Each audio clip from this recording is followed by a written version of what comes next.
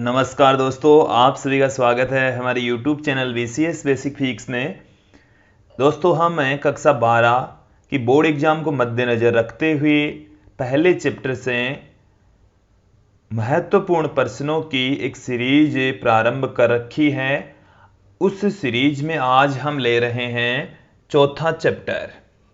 इस सीरीज में आज का हमारा जो चैप्टर है वो है विद्युत धारिता, और इस विद्युत धारिता के चैप्टर से हम महत्वपूर्ण ऑब्जेक्टिव टाइप के क्वेश्चन, शॉर्ट आंसर टाइप के क्वेश्चन, शॉर्ट आंसर टाइप के क्वेश्चंस और न्यूमेरिकल क्वेश्चंस सॉल्व करेंगे। ये जो क्वेश्चंस हैं वो मॉडल पेपर से लिए गए हैं, हमारी पाठ्य पुस्तक के ऑब्जेक्टिव टाइप के क्वेश्चन से लिए गए हैं, साथ में जो प्रीवियस ईयर्स के पेपर्स हैं उनमें से हमने इंक्लूड किया है। तो देखिए दोस्तों, इस वीडियो को स्टार्ट करते हैं। प्रारंभ में हम देखेंगे इसमें महत्वपूर्ण ऑब्जेक्टिव टाइप के क्वेश्चंस।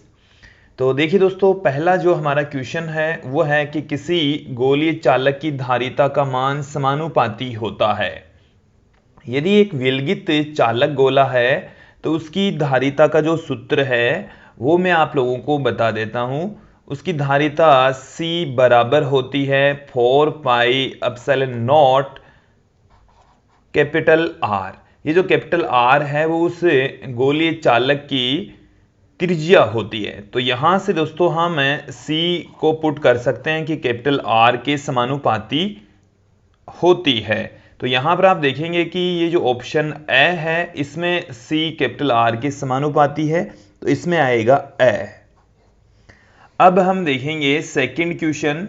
सेकंड क्वेश्चन में देखिए दोस्तों, हमें एक डायग्राम बता रखा है।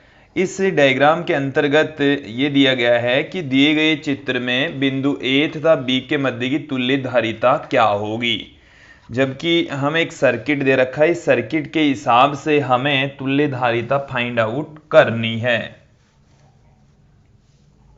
देखिए दोस्तों, यहां पर हमारे पास में ये 3 माइक्रोफेरेड, ये 6 माइक्रोफेरेड के दो संधारित्र श्रेणी क्रम में दे रखे हैं। तो इन दोनों संधारित्रों का तुल्य जो धारिता है C डैश से पुट कर दूं तो वो होगी 1/3 प्लस 1/6 बराबर 6, 2 + 1, 3/6, 1/2। यहां से C डैश बराबर आ गया 2 माइक्रोफेरेड, और ये 4 माइक्रोफेरेड और 4 माइक्रोफेरेड के दो संधारित्र फिर से श्रेणी क्रम में हैं, तो 1/4 प्लस 1/4, तो ये आ गया हमारे पास में 2/4 अर्थात 1/2। C डबल डैश का मान भी 2 माइक्रोफेरेड प्राप्त होता है।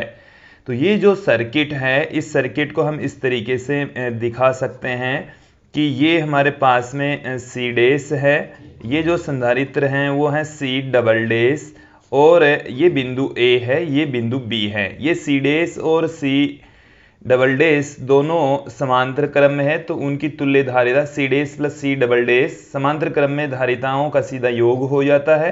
तो 2 + 2 4 माइक्रोफेरेड आएगी। तो 4 माइक्रोफेरेड इस क्वेश्चन का सॉल्यूशन होगा, जो कि हमारे पास में बी ऑप्शन में है। तो ये हमारे पास में आ गया दूसरे क्वेश्चन का सॉल्यूशन ब। थर्ड क्वेश्चन देखिए, एक आवेशित संधारित्र की दोनों प्लेटों को एक तार से जोड़ दिया जाता है, तब ये हमारे पास में कोई संधारित्र है और इस संधारित्र के अंदर एक प्लेट के ऊपर धनावेश होता है, दूसरी प्लेट पर उतने ही परिमाण का ऋणावेश होता है। तो एक पर +Q, दूसरे पर -Q। और यदि इन दोनों प्लेटों को किसी चालक द्वारा यदि हम जोड़ दें, किसी चालक द्वारा यदि हम इसको जोड़ देते हैं, तो जो कुल आवेश है वो देखिए +Q -Q शून्य हो जाएगा। तो जो कुल आवेश है वो शून्य हो जाएगा, अर्थात जो निकाय है, संधारित्र है, वो उदासीन हो जाता है, निरावेशित हो जाता है। तो इसमें आएगा द ऑप्शन, जो संधारित्र है वो उदासीन हो जाएगा, निरावेशित हो जाएगा। इसके पश्चात आप देखिए कि जो चौथा क्वेश्चन है उसमें हमें दे रखा है कि दो गोलाकार चालकों की त्रिज्याओं का अनुपात 1:2 है। दो चालक दे रखे हैं जिनकी त्रिज्याओं का अनुपात 1:2 दे रखा है। हम कंसीडर कर लें कि पहले चालक की त्रिज्या r1, दूसरे चालक की त्रिज्या r2 और इन दोनों का जो अनुपात है वो क्वेश्चन में हमें 1:2 दे रखा है। अब किसी भी जो संधारित्र है उसकी धारिता का फॉर्मूला होता है, गोलीय जो चालक है उसकी धारिता का फॉर्मूला होता है C = 4πε0 देन दोनों गोलाकार चालकों की धारिताओं का अनुपात 4πε0r1 बट्टा 4πε0r2 के बराबर आएगा, जिसे हम r1/r2 से लिख सकते हैं। यहां पर r1/r2 का मान 1/2 है, देन धारिताओं का अनुपात भी 1/2 ही रहेगा। इसमें स ऑप्शन आएगा। अब इसके पश्चात अगला जो क्वेश्चन है वो देखिए। अगले क्वेश्चन के अंदर 5वें क्वेश्चन में हमें बता रखा है कि समान त्रिज्या तथा समान आवेश की 8 पारे की 8 बूंदें परस्पर मिलकर एक बड़ी बूंद बनाती है। बड़ी बूंद की धारिता प्रत्येक छोटी बूंद की धारिता की तुलना में होगी। तो यहां पर इस क्वेश्चन को देख लीजिए। हमें इस क्वेश्चन के अंदर समान त्रिज्या और समान आवेश की 8 पारे की बूंदें मिलकर एक बड़ी बूंद बना रही है। छोटी बूंदों की रेडियस हम स्मॉल r ले लेते हैं, तो बड़ी बूंद का आयतन छोटी बूंदों के आयतन के बराबर होगा। बड़ी बूंद का आयतन, बड़ी बूंद का जो आयतन है दोस्तों वो होगा 8 गुणा छोटी बूंद का आयतन। छोटी बूंद का आयतन, तो जो छोटी बूंद है उसका आयतन बड़ी बूंद का आयतन, ये देख लेंगे हम। बड़ी बूंद की रेडियस हम कैपिटल R लेते हैं, छोटी बूंद की जो रेडियस है वो स्मॉल r ले लेते हैं। तो यहां से कैपिटल R³ बराबर आ गया स्मॉल r³ इंटू में 8, तो r बराबर आ गया 2 इंटू स्मॉल r। तो ये कैपिटल R और स्मॉल r के मध्य संबंध आ गया है। बड़ी बूंद का जो आवेश है वो हम कैपिटल Q कंसीडर कर लेते हैं, छोटी बूंद का जो आवेश है वो स्मॉल q। तो बड़ी बूंद का जो आवेश है कैपिटल Q वो छोटी बूंद के आवेश का 8 गुना होगा। तो रेडियस और आवेश दोनों के मध्य हमने संबंध स्थापित कर लिया है। अब यहां पर हम देखेंगे दोस्तों कि बड़ी बूंद की धारिता प्रत्येक छोटी बूंद की धारिता की तुलना में होगी। तो देखिए जो धारिता का फॉर्मूला होता है किसी गोले के लिए तो 4πε0 इंटू r होता है। और ये जो बड़ी बूंद हमारे को पूछिए, बड़ी बूंद की धारिता प्रत्येक छोटी बूंद की धारिता की तुलना में होगी। बड़ी बूंद की धारिता को हम c से लिख रहे हैं और छोटी बूंद की धारिता को c' से पुट कर देता हूं, जो कि 4πε0 स्मॉल r के बराबर होगी। तो यदि हम इन दोनों का रेशियो यदि यहां से फाइंड आउट करें तो देखिए दोस्तों c बट्टे में c' बराबर आ जाएगा 4πε0 कैपिटल R बट्टे में 4πε0 स्मॉल r। तो कैपिटल R बट्टे में स्मॉल r आ गया और कैपिटल R बट्टे में कैपिटल R की जो वैल्यू है वो है 2r के बराबर। तो 2r बट्टे में स्मॉल r, तो ये आ गया 2:1। तो दोस्तों इस क्वेश्चन का जो सॉल्यूशन है कि जो धारिता है वो 2 गुनी हो जाएगी।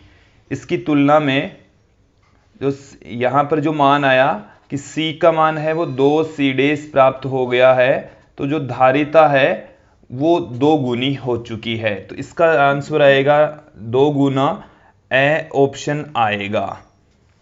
इसके पश्चात अगले क्वेश्चन की ओर चलते हैं। अगला जो क्वेश्चन है दोस्तों क्या है, देखिए कि यदि एक संधारित्र को आवेश कैपिटल Q देने पर संग्रहित ऊर्जा W है, आवेश को दुगुना कर देने पर संग्रहित ऊर्जा होगी। देखिए दोस्तों जो ऊर्जा का फॉर्मूला होता है वो होता है Q²/2C। ये संधारित्र में संचित जो ऊर्जा है उसका सूत्र है, फॉर्मूला है। जब उसकी ऊर्जा Q होती है तब W कार्य करना पड़ता है, मतलब जो ऊर्जा है वो ही W है। अब यदि यहां पर आवेश से दुगुना कर दें तो जो नई ऊर्जा है वो कितनी होगी, तो U' नई ऊर्जा को, नया जो आवेश है वो Q' देन यू डेस की वैल्यू क्यू डेस स्क्वायर अपॉन 2c। ये जो क्यू डेस है वो पहले वाले आवेश का दुगुना है, तो यहां पर हम 2q पुट कर देंगे, 2q का स्क्वायर बट्टे में 2c। तो ये आ गया हमारे पास में 4q स्क्वायर अपॉन 2c, और q स्क्वायर अपॉन 2c है वो हमारे पास में है u, जो कि w के इक्वल है। तो 4w हमारे पास में जो ऊर्जा है वो संग्रहित हो जाएगी। तो इस क्वेश्चन का जो सॉल्यूशन है दोस्तों वो आएगा 4w। तो इसमें आएगा ब ऑप्शन। इसके पश्चात हम चलते हैं 7वें क्वेश्चन की ओर। 7वें क्वेश्चन को एक बार देख लीजिए कि 3 माइक्रोफेरेड व 5 माइक्रोफेरेड के दो गोलों को 300 वोल्ट व 500 वोल्ट तक आवेशित कर जोड़ दिया जाता है। उभयनिष्ठ विभव क्या है? उभयनिष्ठ विभव का यहां पर हम फॉर्मूला आप लगाते हैं। दोस्तों उभयनिष्ठ विभव का जो फॉर्मूला है V बराबर होता है C1 V1 plus C2 V2 upon C1 plus C2। देखिए यदि आप इन C1 C2 की वैल्यू ऊपर अंश में यदि माइक्रोफेरेड में रखते हैं तो हर में भी माइक्रोफेरेड में ही पुट करेंगे, कैंसिल आउट हो जाएगी। जैसे माइक्रो यहाँ पर हम पुट कर रहे हैं तो 10 की घात -6 ऊपर भी पुट करेंगे, नीचे भी पुट करेंगे तो वो कैंसिल आउट हो जाएगी। तो यहाँ पर C1 की जो वैल्यू है वो है 3, ये जो वैल्यू है वो है C1, ये है C2, ये है V1 और ये है V2। सब वैल्यू पुट कर दीजिए। तो C1 का मान है 3, V1 का मान है 300, फिर प्लस में C2 का जो मान है वो है 5 और V2 का जो मान है वो है 500, फिर बट्टे में C1 प्लस C2, 3 प्लस 5। तो यहाँ से जब हम इसको कैलकुलेट करेंगे तो क्या निकल कर आएगा? 900 प्लस 2500 बट्टे में 8, ये 900 है, ये है 2500, तो 3400 हमें प्राप्त हो गया। इसमें हम 8 का भाग लगा देंगे तो 4 बार में 32 चला गया, 2 शेष रह गया, 20 में 2 बार में चला गया, फिर 4 शेष रह गया, 40 में 5 बार चला गया, तो 425 वोल्ट इसका सॉल्यूशन आएगा। तो ये 425 है ऑप्शन आएगा इसमें। तो दोस्तों इस क्वेश्चन का जो सॉल्यूशन है वो आएगा ऑप्शन आएगा। अब यहाँ पर हम देखेंगे 8वां क्वेश्चन। 8वें क्वेश्चन में हमें एक डायग्राम दिखाया गया है। इसमें पूछा गया है कि 4.5 माइक्रोफेरेड वाले संधारित्र पर विभवांतर कितना है। ये 4.5 माइक्रोफेरेड का संधारित्र यहाँ लगा हुआ है। इसके साथ में दो संधारित्र समांतर क्रम में जुड़े हुए हैं, 3 माइक्रोफेरेड और 6 माइक्रोफेरेड। ये समांतर क्रम में जो संधारित्र जुड़े हुए हैं इनकी दोनों की जो धारिता है वो हो जाएगी, समांतर क्रम में धारिताओं का सीधा योग हो जाता है तो 9 माइक्रोफेरेड हो जाएगी। तो 4.5 माइक्रोफेरेड, 9 माइक्रोफेरेड, और ये दोनों जो संधारित्र हैं वो एक 12 वोल्ट की बैटरी से जुड़े हुए हैं। यहां से हम कुल धारिता ज्ञात कर लेंगे तो 1/c बराबर आ गया 1/4.5 प्लस 1/9। यहाँ से हमारे पास में लघुत्तम आ गया 9, तो 2 + 1 3/9, और यहाँ से C बराबर आ गया है 3 माइक्रोफेरेड। C की वैल्यू 3 माइक्रोफेरेड आ गई है। तो हम Q की वैल्यू यहाँ से फाइंड आउट कर लेंगे, C × V, तो 3 × 10 की घात -6 इंटू में 12, तो 36 × 10 की घात -6 कूलाम हमारे पास में इसका आवेश का मान आ गया है। तो देखिए दोस्तों यहाँ पर ये दोनों समांतर क्रम में संयोजित है। जितना आवेश यदि इन दोनों के संयोजन से जो तुल्य संधारित्र आएगा उस पर होगा, उतना ही इन समांतर क्रम के संधारित्रों पर आवेश समान होगा।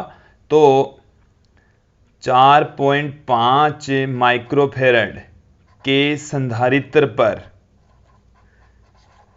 संधारित्र पर विभव 4.5 वोल्ट माइक्रोफेरेड वाले संधारित्र पर जो विभव है V बराबर होगा Q बट्टे में C वाला फॉर्मूला। तो यहाँ पर जो V की वैल्यू है वो हमें ज्ञात करनी है। Q का मान है 36 गुणा 10 की घात माइनस 6 और इसकी जो धारिता है वो है 4.5। देखिए दोस्तों 4.5 ये 8 बार में चला गया। 4.5 गुणा 10 की घात माइनस 6 और 10 की घात यहाँ पर हो जाएगी माइनस 6 प्लस 6, तो यहाँ पर इसका आंसर आ गया 8 वोल्ट।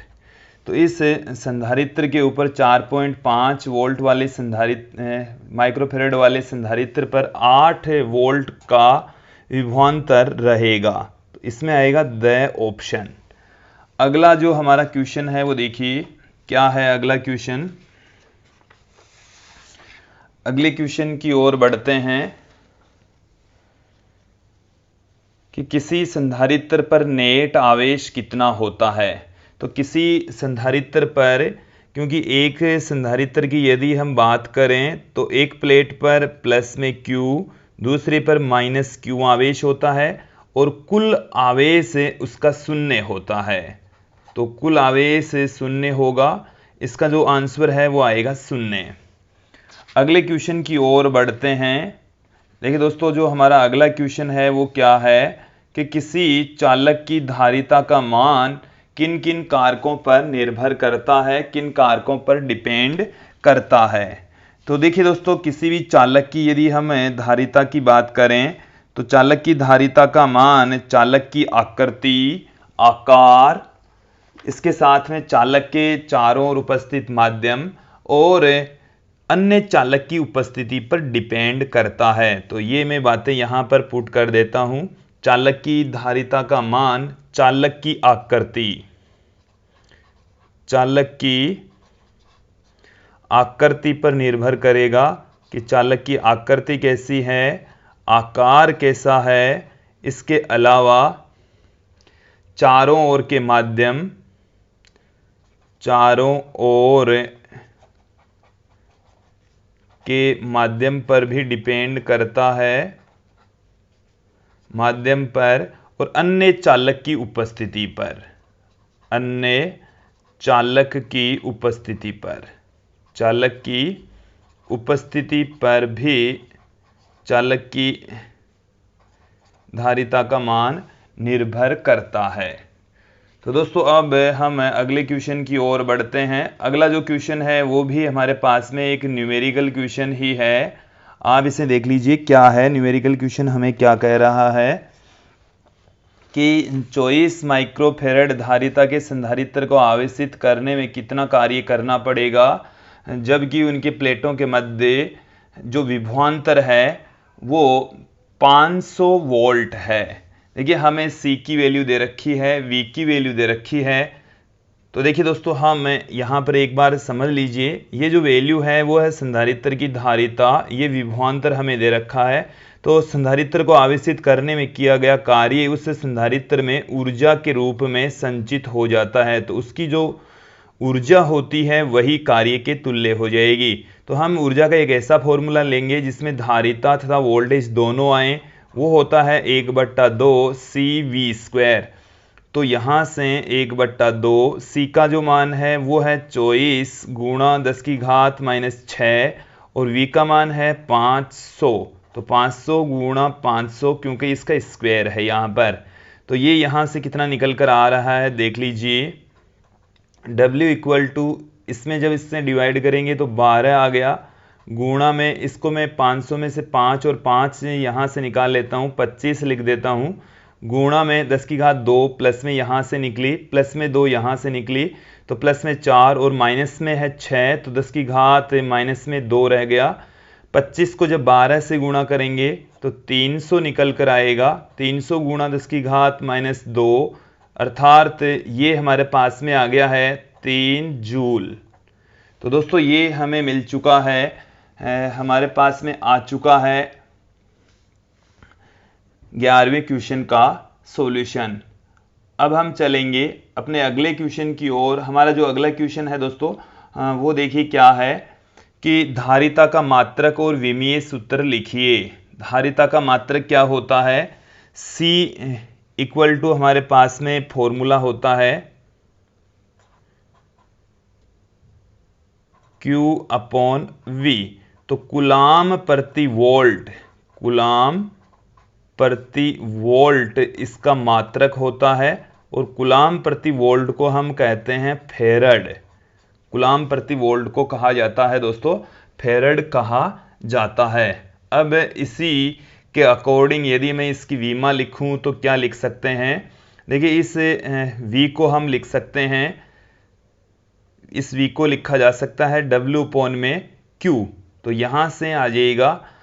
तो इसको हम इस तरीके से लिख देंगे। एक बार तो इसका मात्रक तो फेरड समझ लीजिए। मैं इस सूत्र को इस तरीके से लिख दूंगा W अपॉन में Q, तो Q का यहां पर स्क्वायर हो जाएगा। अब मैं इसकी वीमा लिख रहा हूं, तो वीमा बराबर, देखिए इसका मात्रक तो ये है, फेरड इसका मात्रक होता है। वीमा देखिए क्या आएगी, तो Q स्क्वायर की वीमा और W की वीमा, तो A1 T1 का स्क्वायर हो गया अपॉन W की वीमा है M1 L2 T माइनस 2। तो फाइनली जो धारिता है इसकी वीमा कितनी निकल कर आएगी? M की घात 1, L की घात M की घात -1, L की घात -2 और T की घात -2 और T की घात +2 ऊपर से पड़ी है तो ये -2 और ऊपर जाएगी तो T की घात हो गई 4, A की घात 2। तो ये हमारे पास में आ चुकी है धारिता की वीमा दोस्तों। नेक्स्ट क्वेश्चन की ओर बढ़ते हैं। 13वां क्वेश्चन देखिए, 1 फेरड विद्युत धारिता वाले चालक के गोले की त्रिज्या क्या होगी? हमें C की वैल्यू दे रखी है, C बराबर दे रखा है 1 फेरड और हमें चालक के गोले की त्रिज्या ज्ञात करनी है। C बराबर होता है 4 पाई एप्सिलॉन नॉट इंटू में R। तो यहां से R बराबर आ गया C अपॉन में 4 पाई एप्सिलॉन नॉट। C की वैल्यू 1 है और 4 पाई एप्सिलॉन नॉट इसका मान होता है 9 गुणा 10 की घात 9। तो ये आ गया आंसर मीटर में। तो दोस्तों जो 1 फेरड विद्युत धारिता वाला चालक गोला होता है उसकी त्रिज्या होती है 9 गुणा 10 की घात 9 मीटर। कई बार इसको ऐसे भी पूछा जाता है कि क्या 1 फेरड विद्युत धारिता वाले चालक गोले को किसी अलमारी में रखा जा सकता है क्या? तो इसका आंसर होगा नहीं, क्योंकि इतनी बड़ी त्रिज्या का गोला संभव नहीं है। ये पृथ्वी के आकार की तुलना में कई गुना बड़ा होता है दोस्तों। तो इतनी बड़ी त्रिज्या पॉसिबल नहीं है जिसे अलमारी में नहीं रखा जा सकता। हमारा जो अगला क्वेश्चन है वो है समांतर प्लेट संधारित्र की धारिता का सूत्र क्या होता है? देखिए समांतर प्लेट संधारित्र की धारिता का फॉर्मूला होता है A epsilon not epsilon R बट्टे में D, और यदि प्लेटों के मध्य निर्वात है तो C नॉट बराबर आ जाएगा A epsilon not upon D। तो ये फॉर्मूला होता है किसी संधारित्र की धारिता का। और संधारित्र की जो धारिता होती है दोस्तों, यहां से आप देख लेंगे कि संधारित्र की धारिता संधारित्र की प्लेटों के क्षेत्रफल के समानुपाती होती है। धारिता का मान है वो उनके मध्य भरे पदार्थ के परावैद्युतांक के समानुपाती होती है, तथा साथ में यहां पर यह भी देख लीजिए कि जो धारिता है उसका मान प्लेटों के मध्य की दूरी के व्युत्क्रमानुपाती भी होता है। नेक्स्ट क्वेश्चन की ओर बढ़ते हैं। 15वां क्वेश्चन देखिए कि संधारित्र को परिभाषित कीजिए। तो देखिए दोस्तों संधारित्र में एक्चुअल में होता क्या है, दो प्लेटें होती है जिनमें से एक प्लेट के ऊपर धनावेश दूसरी प्लेट पर उतने ही परिमाण का ऋणावेश होता है।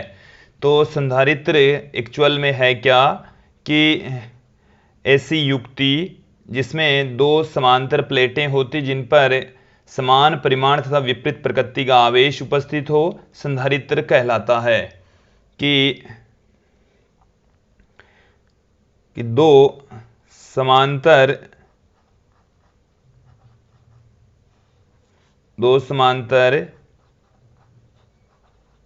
चालक प्लेटों का समूह प्लेटों का समूह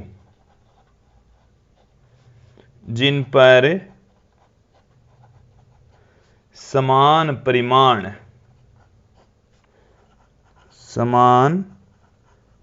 परिमाण व विपरीत प्रकृति का आवेश उपस्थित हो। विपरीत प्रकृति का आवेश उपस्थित हो संधारित्र कहलाता है। संधारित्र कहलाता है। नेक्स्ट क्वेश्चन देखिए, पृथ्वी को एक गोलाकार चालक मानते हुए इसकी धारिता की गणना कीजिए। पृथ्वी को आप एक गोला मानिए, और जब पृथ्वी को गोला यदि माना जाता है तो उस कंडीशन में पृथ्वी की धारिता क्या होगी। देखिए दोस्तों, यह पृथ्वी की धारिता हम गोले की धारिता का सूत्र लगाकर फाइंड आउट करेंगे। तो किसी गोले की धारिता का फॉर्मूला होता है 4πε0 कैपिटल आर। यहां पर कैपिटल आर पृथ्वी की त्रिज्या है, जो कि 6.4 × 10⁶ मीटर होती है। तो देखिए जो धारिता है C बराबर आ जाएगा, देखिए 4πε0 की वैल्यू होती है 1/9 × 10⁹। रेडियस का मान रख दीजिए, पृथ्वी की त्रिज्या का मान है 6.4 × 10⁶, बट्टे में हमारे पास में है 9 × 10⁹।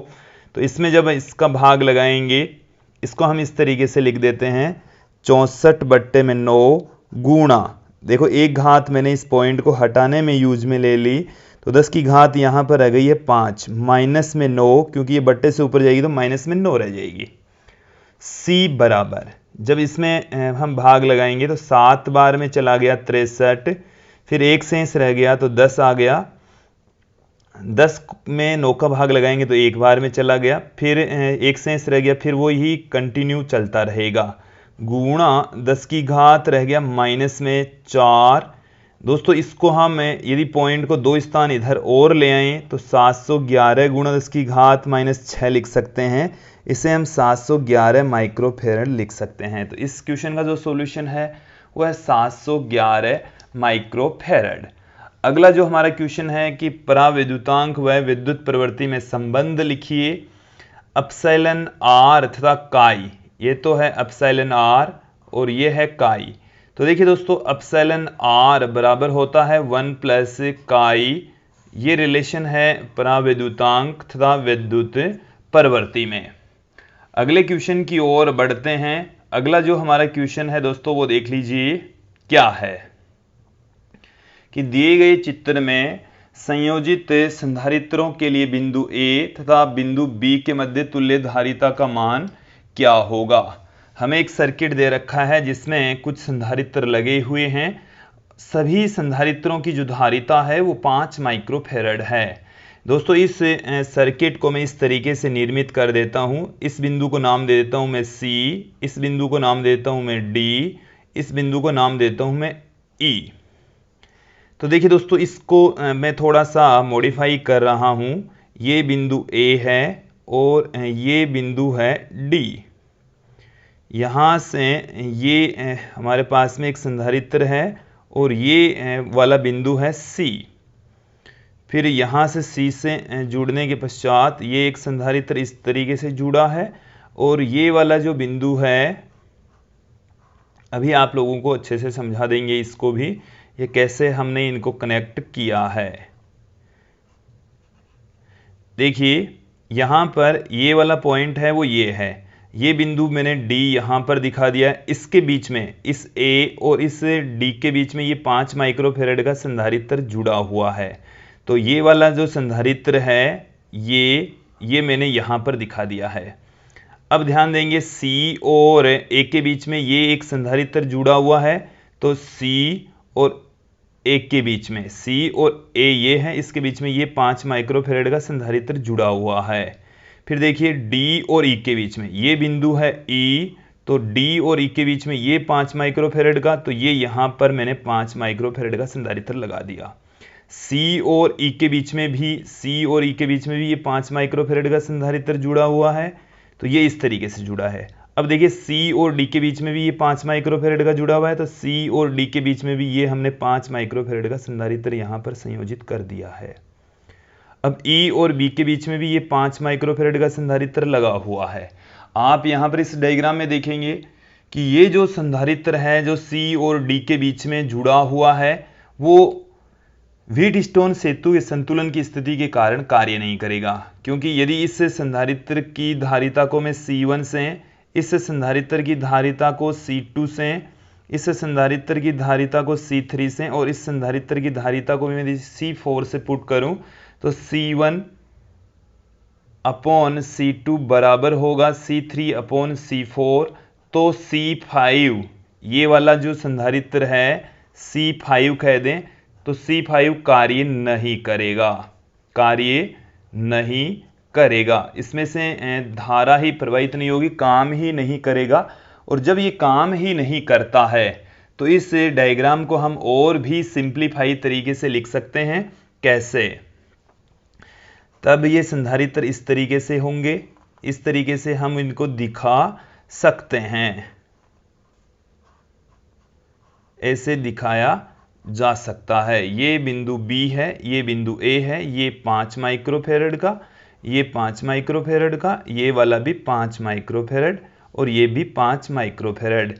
अब देखिए दोस्तों, ये वाला संधारित्र तथा ये संधारित्र दोनों श्रेणी क्रम में है, तो इन दोनों की जो धारिता है वो हमारे पास में C डैश से यदि मैं लिखूं तो 1/C डैश बराबर आ जाएगा 1/5 प्लस 1/5 2/5, और ये हमारे पास में आ जाएगा C डैश बराबर 5/2 मतलब 2.5 माइक्रोफेरेड। और इसी प्रकार से इन दोनों संधारित्रों की जो धारिता को यदि मैं C डबल डैश से लिखूं तो वो भी 2.5 माइक्रोफेरेड आ जाएगी दोस्तों। अब यदि इस डायग्राम को थोड़ा सा हम और सिंप्लीफाई करें तो इन दोनों संधारित्रों के स्थान पर हमारे पास में ये इस तरीके से संधारित्र आ जाएंगे। ये A है, ये इधर 2.5, इधर भी 2.5 और ये हमारे पास में है 5 माइक्रोफेरेड। तो ये C डैश है, ये C डबल डैश है, दोनों समांतर क्रम में है। तो इन दोनों की जो धारिता C triple dash, C dash plus C double dash, तो 2.5 प्लस 2.5 5 माइक्रोफेरेड आ जाएगी। ये जो 5 माइक्रोफेरेड का है तो इन दोनों के स्थान पर भी 5 माइक्रोफेरेड, तो 5 माइक्रोफेरेड प्लस ये यहाँ पर भी 5 माइक्रोफेरेड का लगा हुआ है, तो इन दोनों के स्थान पर हम इस तरीके से दिखा सकते हैं 5 माइक्रोफेरेड 5 माइक्रोफेरेड, ये बिंदु A, ये बिंदु B, 5 माइक्रोफेरेड ये है और 5 माइक्रोफेरेड ये वाला संधारित्र है, दोनों श्रेणी क्रम में है। तो इसकी जो तुल्य धारिता है वो देखिए क्या निकल कर आएगी, 1/C बराबर 1/5 प्लस 1/5 बराबर 2/5, और यहाँ से C का जो मान है वो 5/2 बराबर 2.5 माइक्रोफेरेड आएगा। तो दोस्तों इस क्वेश्चन का जो सॉल्यूशन है वो है 2.5 माइक्रोफेरेड। 19वां क्वेश्चन देखिए कि एक गोले चालक की वायु में धारिता 2 पिकोफेरेड है तथा इसे किसी माध्यम में रखने पर इसकी धारिता 12 पिकोफेरेड हो जाती है, तो माध्यम के पराविद्युतांक का मान कितना होगा? निर्वात में जो धारिता है C0 बराबर एक गोलीय चालक हमें बता रखा है, तो गोलीय चालक की जो धारिता होती है वो होती है 4πε0 R, जो कि हमें दे रखी है 2 पिकोफेरेड। और जब इसे हम किसी माध्यम में रख देते हैं तो इसकी धारिता हो जाती है 12 पिकोफेरेड। अब 12 पिकोफेरेड Cm बराबर इसका मतलब हो गया कि 4πε0 epsilon R into capital R। तो यहाँ से देखिए दोस्तों, इसको हम यह है कि तो माध्यम के पराविद्युतांक का मान ज्ञात कीजिए, इसमें और इसमें रिलेशन हम देख लेंगे यहाँ से। तो देखिए Cm बट्टे में C0 हम पुट कर देते हैं 4πε0 एप्सिलॉन R कैपिटल R बट्टे में C0 की वैल्यू है 4πε0 कैपिटल R, तो यहाँ से हमारे पास में आ जाएगा एप्सिलॉन R। तो एप्सिलॉन R का मान है Cm अपॉन में C0, Cm का मान है 12 पिकोफेरेड, तो 12 पिकोफेरेड। बट्टे में सी नोट की वैल्यू है 2 पिकोफेरेड, तो 2 पिकोफेरेड। तो हमारे पास में एप्सिलॉन आर का मान आ जाएगा 6। तो दोस्तों इस क्वेश्चन का जो सॉल्यूशन है वो आएगा 6। 20वें क्वेश्चन की ओर चलते हैं। 20वें क्वेश्चन का जो क्वेश्चन है एक बार देख लीजिए। समांतर प्लेट संधारित्र की प्लेटों के मध्य ऊर्जा घनत्व का सूत्र लिखिए। तो देखिए दोस्तों, ऊर्जा घनत्व को स्मॉल u से पुट करते हैं, 1/2 एप्सिलॉन नॉट ई स्क्वायर से लिखा जाता है। ऊर्जा घनत्व का जो फॉर्मूला है वो ये होता है। अगला क्वेश्चन देखिए कि एक समांतर प्लेट संधारित्र की प्लेटों का क्षेत्रफल a, इनके मध्य की दूरी d। अब यदि प्लेटों का क्षेत्रफल दुगुना तथा प्लेटों के मध्य की दूरी आधी कर दी जाए तो संधारित्र की धारिता अपने प्रारंभिक मान की तुलना में कितनी हो जाएगी। तो जो धारिता है वो होती है C बराबर A epsilon not upon D। ये तो प्रारंभ वाली जो धारिता है वो दे रखी है। नई कंडीशन के अंदर हमारे को जो क्षेत्रफल है A बराबर पहले वाले क्षेत्रफल का दुगुना, और प्लेटों के मध्य की जो दूरी है D वो पहले वाली दूरी की आधी बता रखी है। तो जो नई जो धारिता है C बराबर A epsilon not upon D, ये कितनी आ रही है। A की वैल्यू रख दीजिए 2A और D की वैल्यू रख दीजिए D/2। तो ये 2 ऊपर चला जाएगा, एक 2 पहले से ही पड़ा था, तो 4A epsilon not upon small d। तो A epsilon not upon small d ये है C के इक्वल। तो ये हमारे पास में आ गया 4 × C।